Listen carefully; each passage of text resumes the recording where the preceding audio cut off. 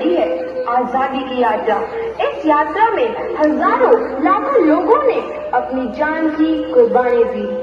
1919 जलियांवाला बाग। आज हमारी बैसाखी का दिन है, लेकिन पूरा पंजाब बैसाखी नहीं मनाएगा। हम सब बैसाखी नहीं मनाएंगे।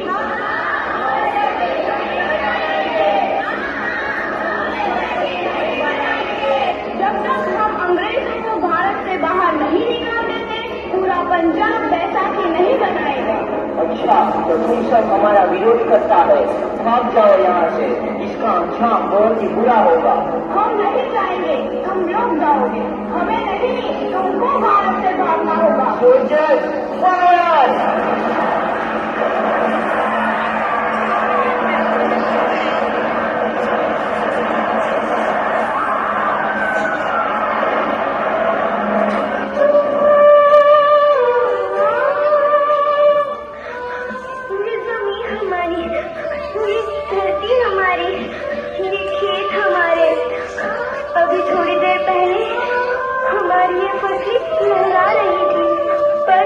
अंग्रेजों ने हमारी फसलें बर्बाद कर दी। इन अंग्रेजों ने एक ही झटके में इन सब फसलों को काट दिया। अंग्रेजों, तुम्हारे इस अत्याचार से हम डरेंगे नहीं। इस अत्याचार का बदला लेकर रहेंगे। हम आजादी लेकर रहेंगे। जलियांवाला बाग हर हिंदुस्तानी की आंख नम कर गया। इस कांड में कितने मासूमों की आहुति जल गई। इतनी हैवानियत से इंसानियत कत्ल कर दी गई। जलियांवाला बाग के हत्याकांड ने आजादी की आग में घी देने का काम किया। मासूम औरतों, बच्चों की दर्द भरी चीखें और सिसकियां इनकलाब का गूंज बनकर उभरी। लाला लाजपत राय, भगत सिंह, राजगुरु, सुखदेव सरीखे क्रांतिकारियों ने भारत की इस जमीन से विदेशी दरिंदों को निकाल फेंकने के मंसूबे मजबूत कर लिए। 8 अप्रैल 1929 लाला लाजपत राय के नेतृत्व में साइमन कमीशन के खिलाफ एक भारी जुलूस निकाला गया। Simon commission, Simon commission, Simon commission, Simon commission, Simon commission, Simon commission, Simon commission, Simon commission, Simon commission. बेवकूफ इंडियंस, तुमको हमारी बात समझ में नहीं आती। Stop this. साइमन कमीशन नहीं मानता। I said stop this. Lala ji, आप आगे बढ़ो, हम आपके साथ हैं। लाला जी, हम आगे बढ़ो, हम आपके साथ हैं। लाला जी, हम आगे बढ़ो, हम आपके साथ हैं। लाठी चार्ज।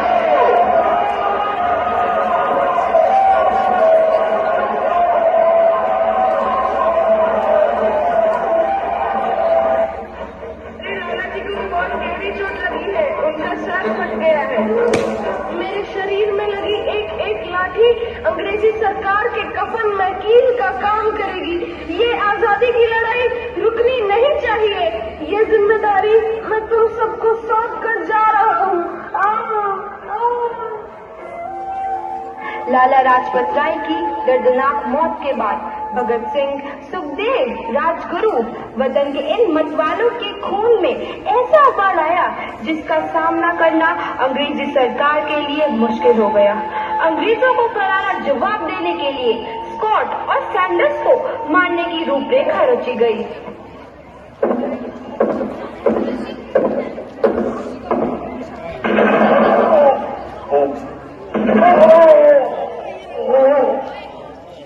सैंडर्स मारा गया। चारों तरफ तहलका मचा था। दीवारों पर लिखा था, लाला जी की मौत का बदला ले लिया गया है।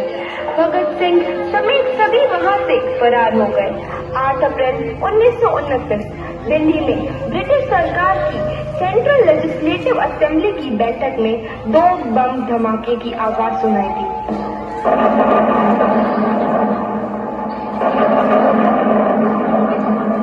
इन धमाकों ने अंग्रेजी हुकूमत को हिलाकर रख दिया। इस घटना को अंजाम देने वाले भगत सिंह, राजगुरु और सुखदेव ने अपने आप को अंग्रेजों के हवाले कर दिया। 1930 को अदालत ने अपना फैसला सुनाया।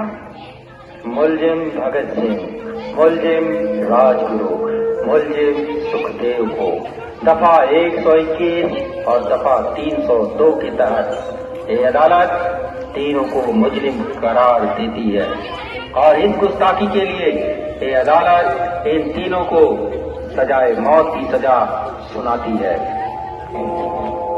सरफरोशी की तमन्ना अब हमारे दिल में है, देखना है जुल्म कितना बाज़ुए कातिल में है।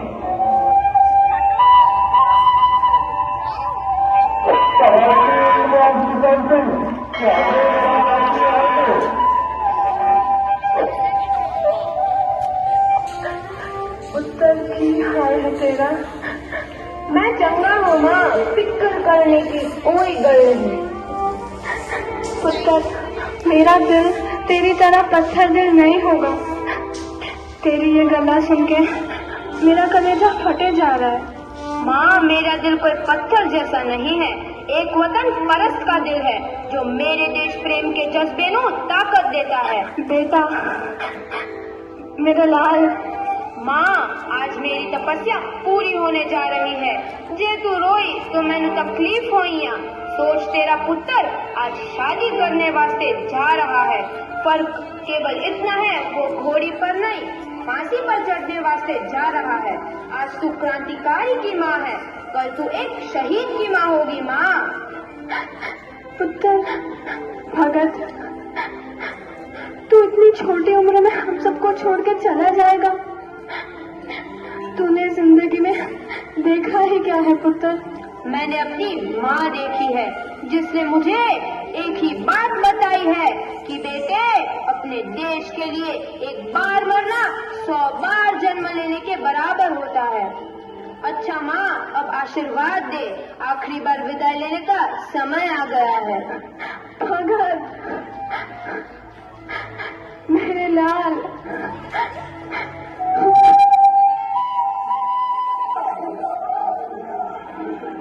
भगत सिंह, तुम्हारी कोई आखिरी ख्वाहिश? हमारे हाथ खोल दिए जाए। हम तीनों दोस्त एक दूसरे से गले मिलना चाहते हैं, उनके हाथ खोल दिए जाए।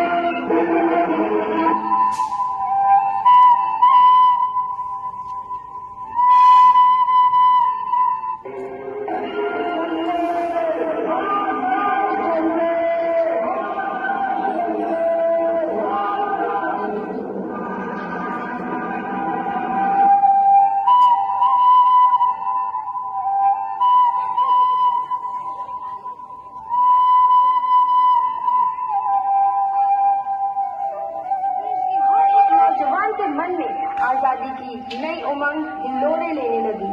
अंग्रेजों भारत छोड़ो का नारा जोर पकड़ रहा था। सबने एक आजाद भारत का सपना देखना आरंभ कर दिया था। हर कोई अपने अपने ढंग से इस महायज्ञ में अपनी आहुति दे रहा था। सुभाष चंद्र बोस, रानी लक्ष्मीबाई, तात्या टोपे और मंगल पांडे जैसे शहीदों की कुर्बानियां भागी आई। 15 अगस्त 1947 को भारत आजाद हुआ।